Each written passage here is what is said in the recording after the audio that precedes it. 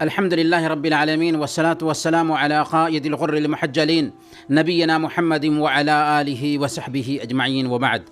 محترم ناظرین، دینیوں ملی بھائیوں اور بہنوں، السلام علیکم ورحمۃ اللہ وبرکاتہ۔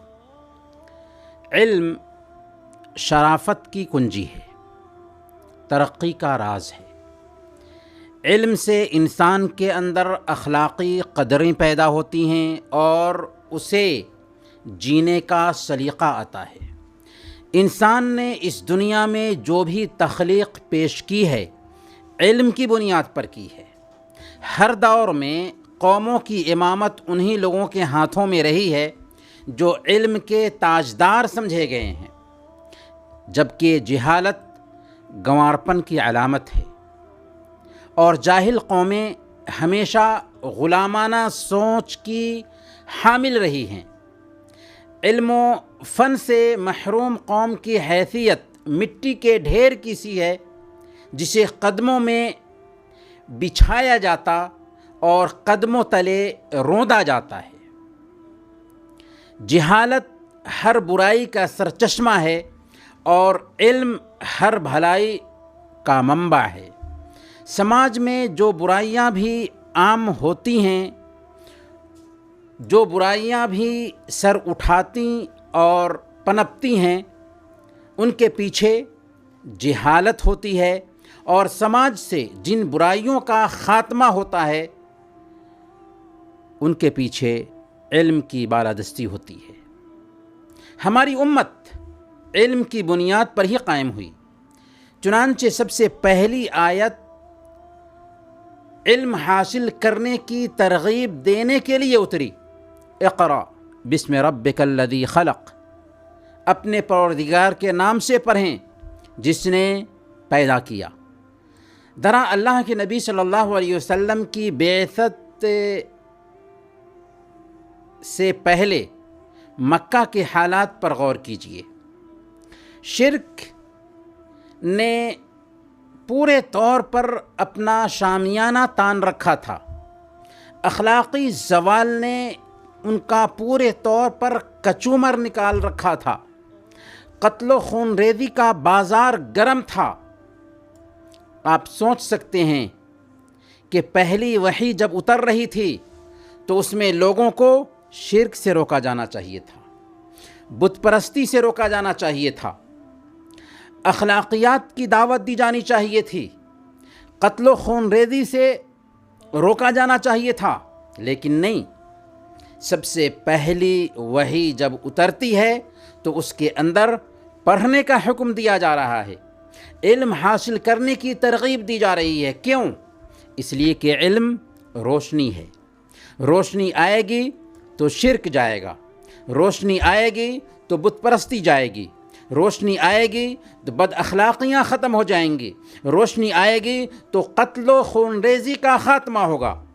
گھر میں اگر لائٹ نہ ہو تو اس میں چوہے بسیرا کرتے ہیں، سانپ بچھو بسیرا کرتے ہیں، جن اور شیاطین بسیرا کرتے ہیں، لیکن اگر گھر میں لائٹ جلا دی جائے تو چوہے نکل جائیں گے، سانپ بچھو نکل جائیں گے، جنات شیاطین نکل جائیں گے۔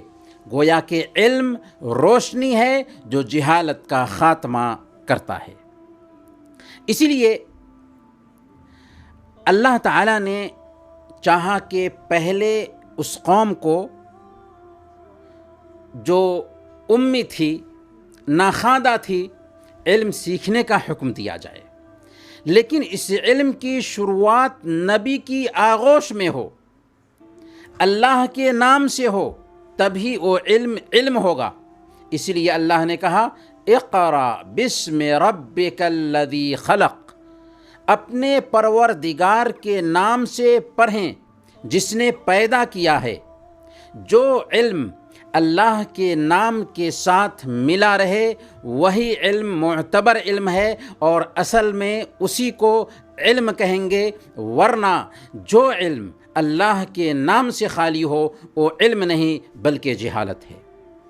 محترم ناظرین، علم کی اہمیت کا احساس اللہ کے نبی صلی اللہ علیہ وسلم کو اتنا زیادہ تھا کہ آپ نے مدینہ پہنچتے ہی مسجد نبوی کی تعمیر کی تو اس کے ایک حصے میں ایک تعلیم گاہ بنائی جس میں اصحاب صفہ کی تعلیم اور رہائش کا انتظام کیا تھا۔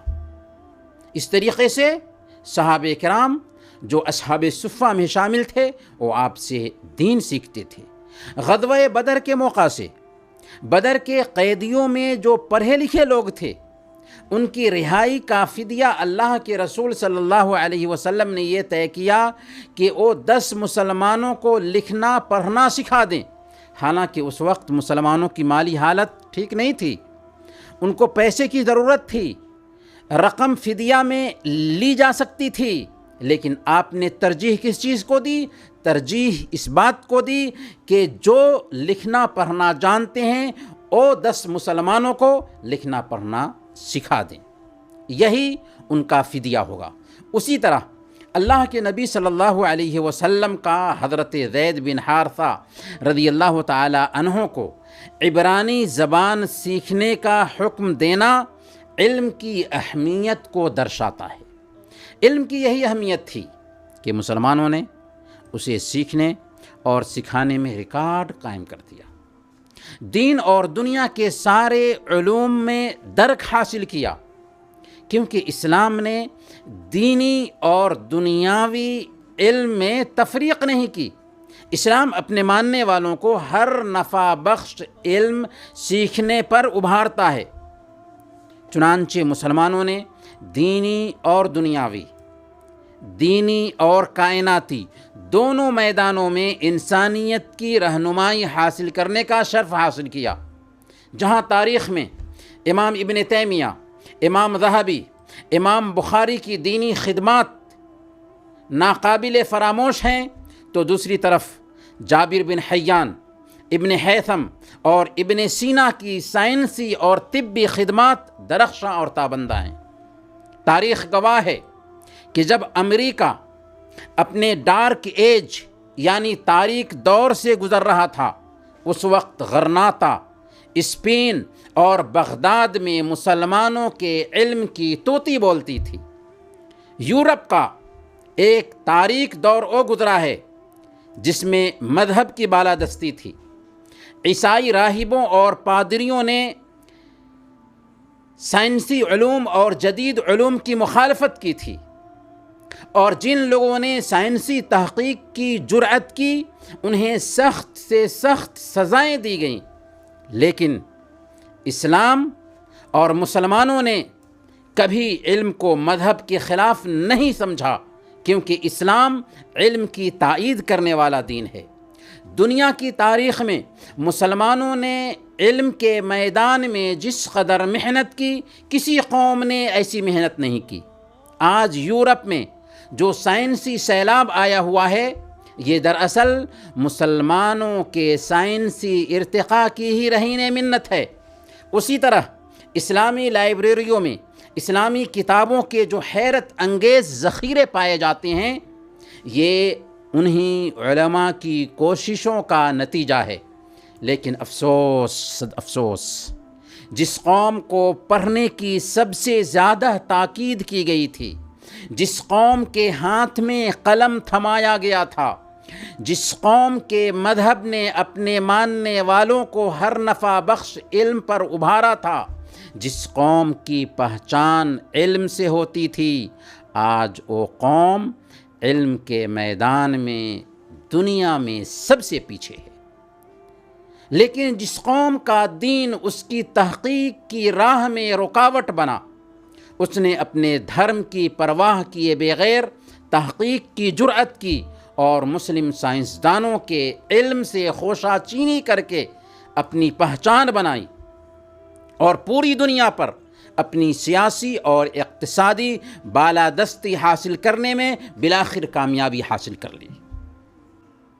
یہ کیسی ستم ظریفی ہے کہ ہمارے آبا نے علم کے موتی چنے تھے، لیکن آج وہ اغیار کی جھولی میں چلے گئے۔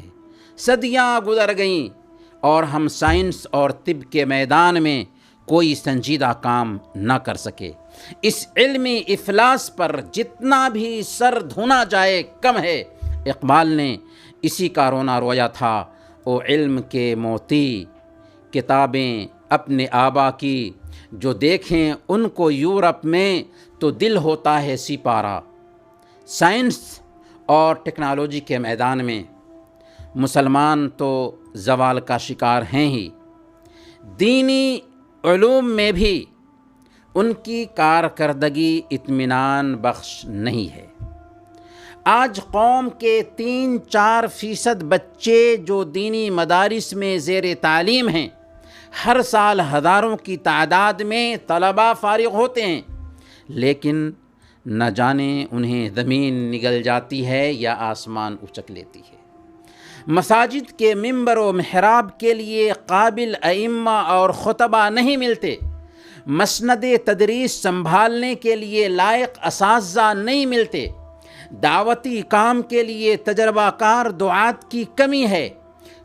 قوم کے خواص کی جب یہ صورتحال ہوگی تو عوام کی حالت کا اندازہ لگانا کوئی مشکل معاملہ نہیں۔ ہمارے بیچ جو لوگ تعلیم یافتہ سمجھے جاتے ہیں، جو لوگ علم والے سمجھے جاتے ہیں، ان کا علم سے لگاؤ بھی بہت کم دکھائی دیتا ہے۔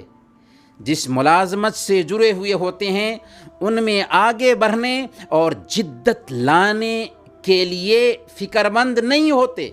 ان کے نزدیک علم میں اضافہ کے لیے کسی طرح سنجیدگی دکھائی نہیں دیتی، اور ہر طرح کی علم میں اضافہ کے لیے سنجیدگی بیکار کوشش معلوم ہوتی ہے۔ جب صورتحال ایسی ہوگی تو اس قوم کا مقدر زوال کے علاوہ اور کیا ہو سکتا ہے؟ محترم ناظرین، آج ہم مسلمان اپنے ملک ہندوستان میں پیچھے صرف اس لیے ہیں کہ ہم نے علم کی طرف دھیان نہیں دیا۔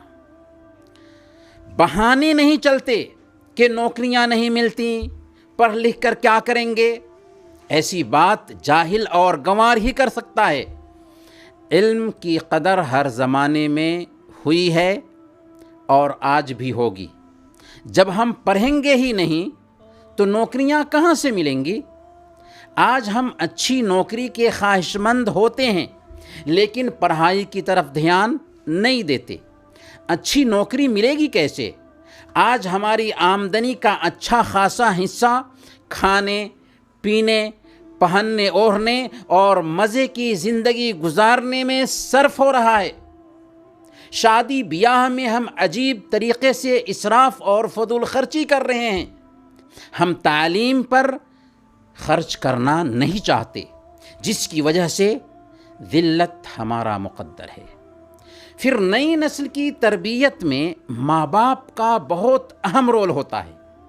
اگر گارجین کو علم کی اہمیت معلوم نہ ہوگی، گارجین اگر علم کی اہمیت کو ذہن میں نہیں بیٹھائیں گے تو ظاہر ہے کہ وہ اپنے بچوں کی تعلیم پر دھیان نہیں دے پائیں گے۔ ہمیں کہنے دیا جائے کہ آج اکثر والدین اپنے بچوں کو صرف اس وجہ سے خراب کر رہے ہیں کہ ان کی صحیح رہنمائی نہیں کرتے، ان کے مستقبل اور فیوچر کے بارے میں بچپن سے ہی فکر مند نہیں ہوتے۔ اگرچہ وہ پیسے خرچ کر رہے ہوں لیکن ان کی فکر مندی نہیں ہوتی، وہ اپنے بچوں پہ دھیان نہیں دیتے۔ لیکن صبح کا بھولا ہوا شام گھر لوٹ کر آ جائے تو اسے بھولا ہوا نہیں کہتے۔ ابھی بھی وقت ہے، اپنی نئی نسل کی تعلیم کی طرف ہم دھیان دیں، تعلیم پر خرچ کریں، روٹی روکھی کھائیں، سوکھی کھائیں، لیکن بچوں کو تعلیم دلائیں، بچوں کے فیوچر کے بارے میں فکر مند بنیں۔ اللہ تعالیٰ سے دعا ہے کہ اللہ تعالیٰ ہم سب کو اس کی توفیق عطا فرمائے۔ وصلی اللہ علی نبینا محمد وعلی آلہ وصحبہ اجمعین۔